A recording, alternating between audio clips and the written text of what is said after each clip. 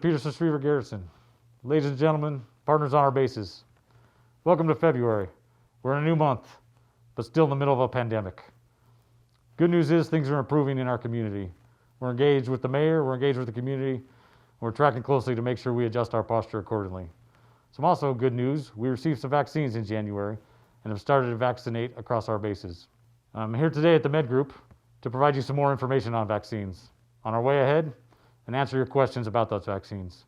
With me today are Colonel Patrick Pohle, our Med Group Commander, and Dr. TJ Coker, Chief of Medical Staff. They look forward to sharing some information with you and answering your questions. Hello, I am Colonel Patrick Pohle. I'm the 21st Medical Group Commander. And I just want to say thank you to Colonel Smith for his introduction and frankly for his support as we've been fighting through this pandemic. With me, of course, is Dr. TJ Coker. He is my Chief of the Medical Staff and my top subject matter expert regarding everything medical, from vaccines to research on the disease itself. What we're trying to do today is kick off what I hope will be a series of recurring town halls, even if we have to do them virtually, where we can connect with beneficiaries and answer common questions that we get. The primary topic that we want to hit today is, as you might imagine, COVID-19 related. Specifically, we have some questions to answer about the vaccine, and we would like to offer some information about the vaccine's efficacy and its safety. Once we do that, I do have a few additional medical topics that I'd like to introduce to you as well to give you an idea of where we might be able to take these town halls into the future.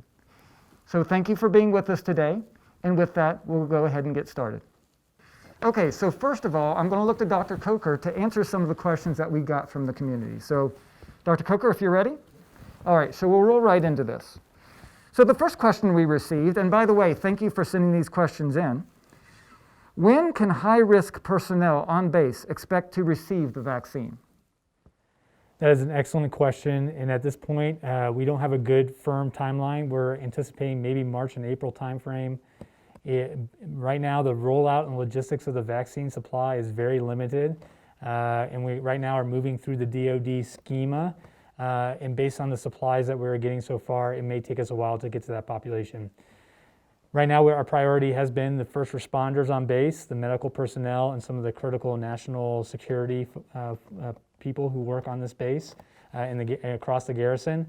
But as soon as we get ample supply, everything that we are doing now and developing in our processes are so that we can launch this into a larger effort to hit all those high-risk populations as soon as possible. All right, thank you, Dr. Coker. So moving on to the next question that we received. And this question has to do with PCSing, personnel movement, and that sort of thing. And it reads like this.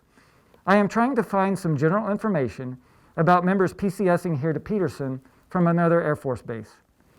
With all the information, it is hard to narrow down an answer as to what are the requirements for someone PCSing here to Peterson. Is there any quarantine required, or is that dependent on what base travel is conducted from? I really appreciate any information. So if we could share some answers to that as well, Dr. Coker. Yeah, so right now, Peterson, Schriever, Cheyenne Mountain does not have a firm policy about restriction of movement or quarantine on arrival here at Peterson and Schriever or Cheyenne Mountain. Really, the goal is to push that to commanders to make that decision. Major Timberlake and myself developed a tool that commanders can use to determine a risk assessment of where that member is coming, where they touched, what points they touched along the way, to determine whether they need to have that restriction of movement when they arrive here. Part of it is we want to protect the people already in place here in Colorado Springs, and so that restriction of movement is really a force protection decision, and it really goes back to the commander to make that decision. We are available for first sergeants and commanders to reach out to us for any of those inbound questions. We can provide the tool that we provided, and they can help with those decision making. So for the next question then, and this falls again to this idea of which special categories are getting vaccinated. In Colorado's vaccine distribution roadmap, 1B3 includes quote-unquote specialized transportation staff. Does that include base operations and weather personnel? Over to you. So right now, that 1B3 is looking at more at transportation workers. So these are people who are driving buses or other vehicles of public transportation. Is not specifically for base ops or weather personnel. And then once the vaccination supply lines really start to open up for us, what will be the main course of contact when I know that it's my turn to become vaccinated? How will that happen? That's a great question. Right now, we're developing different plans for each different phase. As we go through the different phases, we're tailoring the way that we're going to contact that population and bring them in.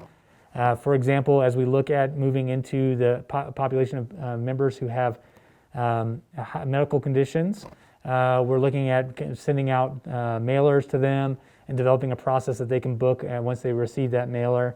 And then as we get to a broader supply of vaccines, we're going to go ahead and do wide announcements and how people can do that and get signed up for the vaccine. And this kind of falls along those same lines.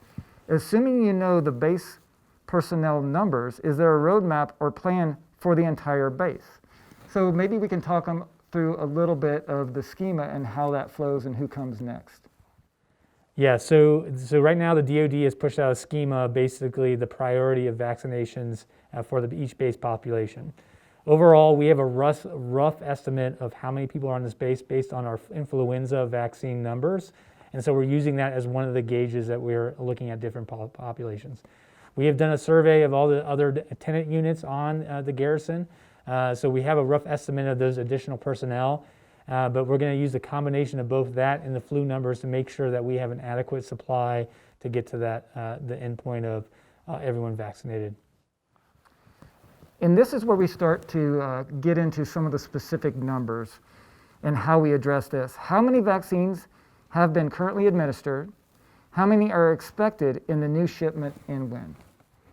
So unfortunately, that is an OPSEC type of question. Right now, we're not allowed to advertise how many vaccines we've delivered. I can say that the volume that we're getting is significantly less than the community vaccination programs. But every single dose that we get, we are utilizing within 48 hours, and we're making sure that we're having zero waste of any of those doses. And so in the shipments right now, we don't have much foresight on what it looks like. We're looking at about a week in advance. And so hopefully as the next couple of months progress, we'll get better situation awareness of what's coming to us and how many doses there are. Thank you, Dr. Coker. And please support me in this and correct me if I'm wrong. When we're looking at overall numbers in terms of who needs to be vaccinated, numbers of vaccines and all these things, what we can tell you right now is that there is more demand than we have capacity. And it comes back to the supply system. We are still waiting for the supply system to really turn on full force. We are told that that is coming. We are told that the producers of these vaccines are increasing their production as we head into the spring and summer months. So the hope is that right now we'll transition from where we are, which is having more demand than vaccine capacity, and moving to a scenario where we have more vaccines than we know what to do with. So that is what we're hoping for by spring or summertime. Any further thoughts on that, Dr. Coker, or does that pretty well cover that? Yeah, it covers that, sir. I just think one of the goals for us is really to try to get 80% of our beneficiaries vaccinated by 4th of July. And so that's really our goal. As we look at like how we process our people at this point, we're always looking at how we scale it up so we can push these out faster. So it's a very lofty goal, but we feel like we can meet it as soon as the supply of the vaccine is there. And hopefully we can get that there and get things back to a little bit more normal than it is now. Perfect. And in addition to just numbers, the whole how many do we have, when can I get mine, those types of questions. The other types of questions we get a lot here at the medical group have to do with, is it effective and how safe is it? And I know you've done some great work in outreach and sharing our encouragement that people do go ahead and get this vaccine.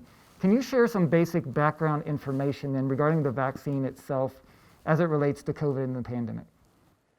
Yes, sir. So right now we're receiving the Moderna COVID-19 vaccine. It has given an emergency use authorization by the FDA. It has a significant amount of evidence behind it. It just, unfortunately for vaccines, they do need 1 to 2 years to really flush out all the benefits and risks with it. But due to the immediate benefits seen in the study, the FDA has granted that authorization in light of the pandemic situation. In the initial study, it's been shown to be 94.1% effective in preventing symptomatic COVID-19 infections. The other beneficial part of it is anybody who received the vaccine, none of them had developed severe COVID infection. This is defined as someone who needs to go to the hospital, someone who's in the ICU, or someone needing oxygen. If they got the vaccine, they may still get COVID-19 infection, but it won't be as severe as if they didn't have the vaccine. So those are very reassuring numbers. In terms of side effects and adverse events, in general, most people have mild vaccine-related illnesses. So typically the symptoms that people reported were body aches, fevers, fatigue, muscle aches, and kind of pain at the location of the vaccine site. And those are common symptoms with them. Most of them improve in a couple of days. Most of them don't need any medical care whatsoever. And right now, that seems to be the majority of the symptoms that people are having with it. And while there are a few reports of severe events, they're extremely low, and they're still trying to be flushed out exactly whether they're tied to the vaccine or not. Okay, so one final question related to the COVID-19 vaccine that we get on a pretty regular basis is, what if I'm a GS or I'm a contractor, yet I work these same mission areas as my active duty counterparts? Am I eligible to receive the vaccine? In addition, what if I'm a retiree, I'm empaneled here, but no longer working necessarily for the government or working in a position that's not part of one of these mission critical capabilities per the schema? Can I get my vaccine through your medical group as well? Dr. Coker? Yeah, so if you're a part of the garrison units on base here, the different facilities, you as a GS and contractor, you are authorized to get the vaccine during your slot time. Now the only caveat that is, if you should develop any side effects or adverse events from that, we will not cover or provide care for those items. You'll have to go seek care off base with your regular insurance company, but we can provide that vaccine based on whatever group you are. Now, retirees, definitely the goal is to cover all beneficiaries in the local area eventually. It may be a while before we get to you if you're not tied to one of the mission critical areas, but they are a priority. Based on the flow of vaccines, unfortunately, I suspect that most of our retirees should be able to get the vaccine easier off base initially than on base, but hopefully we hope the supply chain will catch up that we can provide that to all our beneficiaries. Okay, now that we've spoken a little bit about COVID-19 and its associated vaccine, what I wanted to do is cover a few topics that might give a little bit of an idea of where I would like to take these virtual town halls, or if we're able to do a face-to-face town hall at some point, into the future. So I have a few questions here that we get on a pretty regular basis that I thought I'd offer up for this forum.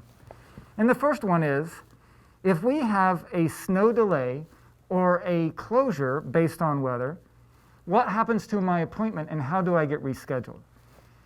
Well, what I can first start out with is our status as a medical group.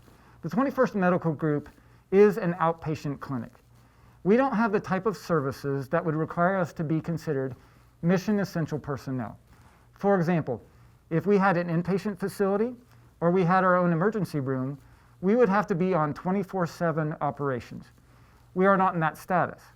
So for safety reasons, what we do if there's a delay or closure is our medical group follows the same procedures as other units on base. So if there's a delay, we delay. If there's a closure, we close as well. So hopefully that's pretty clear as a foundation for what I'm about to say. So then what happens to your appointment? Well, if we have a closure, your appointment is canceled. But our personnel here in the medical group may make a phone call to our central appointing line. And then the central appointing line knows the status of our treatment facility, so that they can start reaching out and making contact with you as a patient to offer a rescheduled appointment. They will make the attempt first, and if they're unable to contact you, they'll try to leave a voicemail, and then they give us a list of folks that they were able to get in contact with and folks they weren't able to get in contact with. And then our clinics take over from there to try to get those appointments rescheduled for you.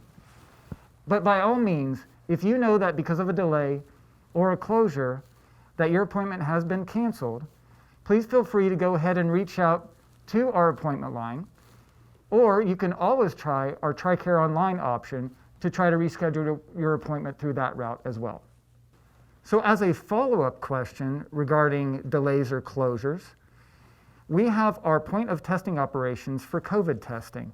And obviously in those scenarios, those services would be impacted as well. Dr. Coker, can you step us a little bit through how that might work? Yes. So if you have an appointment to get tested, whether it's because you're having symptoms or it's a mission-related testing, if there's a delay a snow delay, essentially your appointment will be moved back to match that snow delay. In addition, if the base is closed that day, testing will be closed. Part of this is the concern is for safety for our staff. Since it is a drive-through testing lane, we want to make sure that the weather conditions are safe for them to do the test. And by doing the delay to match the base posture, will allow us to clear the area before testing begins. Perfect, thank you. Another topic that I wanted to bring up for your awareness is military construction with our military treatment facilities. If you have visited the Peterson campus or the Schriever campus recently, you have probably noticed quite a bit of construction going on. That's right, both of our locations have construction to remodel our facilities. At Schriever, the remodel really at this point isn't impacting the services we deliver themselves. But come the summertime, we're going to have the opportunity to expand those services into a much larger facility. So I think that's going to be a relatively seamless transition because we're going to simply be expanding instead of doing major movements from section to section. It doesn't mean there won't be some of those movements, but I think that situation will be somewhat more straightforward and transparent to you as a patient. However, if you receive your care from the Peterson campus, you will notice that at the earlier part of January, we made quite the transition. So our main entrance is completely shut down now. In fact, the former patient parking is now a parking area for our construction crews. And they're using that main entrance as their primary means of entering and exiting the building, which means we have had to move our primary entrance to effectively the other side of our facility. So if you come into our facility to park, we have signage to show you where patient parking is versus staff parking. From there, it should be a relatively easy walk to our entry control point. So what you look for is what appears to be a little guard shack or shed. That is your primary way to enter the facility. Once you get to that entry control point, our folks that are there are really good at, first of all, screening for possible COVID symptoms. That's their primary reason for being. But they're also very helpful in terms of directing people to the right building, because we effectively have two buildings now. One, a temporary facility for patient care, and the other one is still within our main facility. Once you're inside those facilities, we have placed large yellow signs to direct people to the appropriate place to go, because we know things have changed. My own staff is still learning their way around. I'm still learning my way around. But we're getting there, and certainly if you're in our facilities and you need some help finding your way, please don't hesitate to reach out. We'll get you pointed in the right direction.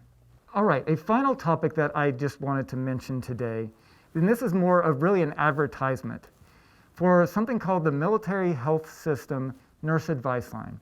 This is a resource that I personally think is underutilized, but I think it's absolutely fantastic.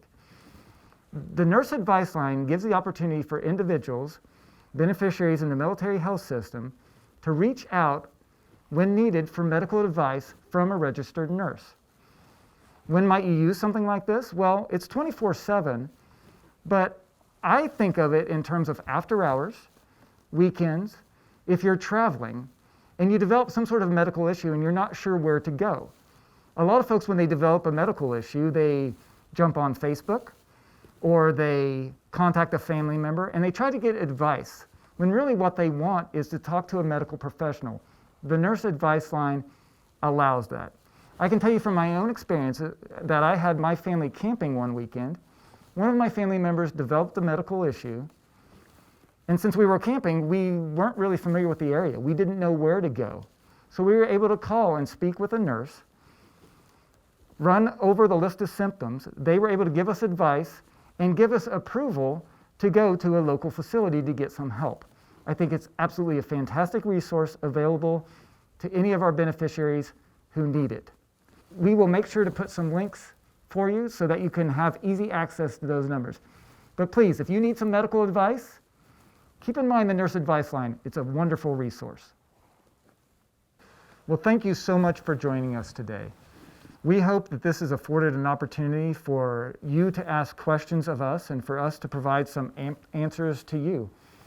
As I mentioned before, we hope this will be the first of a recurring series of town halls, whether virtual or face-to-face, where we can continue this dialogue.